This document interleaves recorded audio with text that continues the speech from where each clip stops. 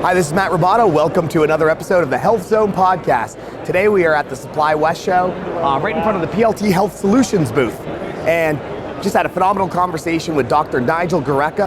Dr. Gericke has spent the last 30 years of his life researching and developing a product called Zembrin, which has a myriad of benefits. You're going to enjoy this one. Stay tuned. Okay, so I'm Dr. Nigel Gericke. I'm a medical doctor and an ethnobotanist. An ethnobotanist is a person that researches the uses of plants by indigenous people.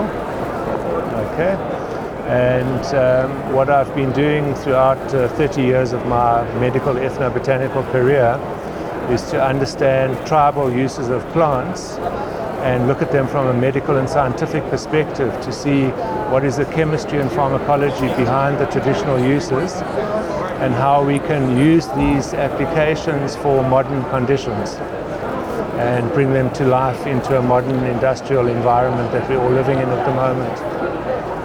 Well, Zembrin has been a passion of mine literally for 30 years. I first read about the use of the plant in a couple of lines in a book in an Australian library in Sydney, and I was surprised, I'm South African, that there was a South African plant that had some effect which was not described on the mind, and nothing more was known about it. So I determined to go back to South Africa and look into this plant, which I did.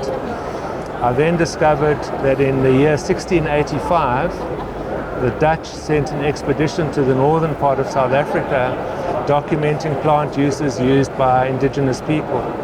And among the plants described and painted was Sceletium, which we ultimately developed into the extract Zembrin.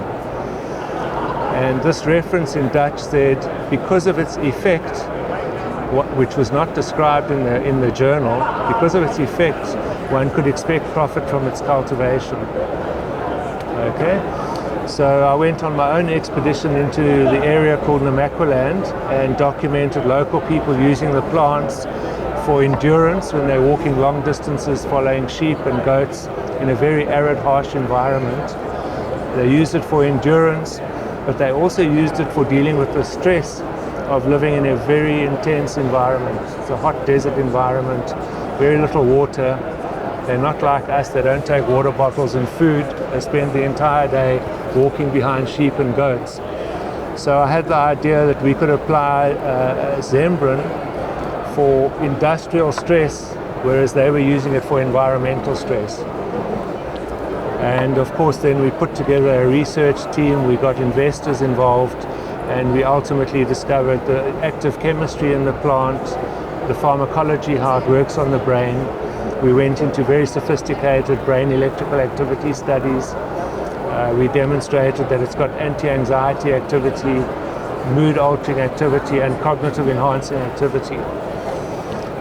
We also realized there wasn't enough of the plant to use commercially, so we set up a massive cultivation program. So for the first time, we produced this plant on an industrial scale, perfectly standardized to the key compounds that you need in Zembrin to give you the mood-enhancing, anti-anxiety, anti-stress, and cognitive-enhancing activity. Let me give you a second part. If we just roll. And of course, the whole project, the Zembrin project, rests on a foundation of indigenous knowledge. And because of that, we felt a responsibility to the tribal groups we researched, and a royalty on all sales of extract Zembrin are actually paid to two communities where I did my original ethnobotanical work. And I think we were the first company ever to do a prior informed consent benefit sharing agreement with these indigenous people. Yeah. So actually in your product, Procera,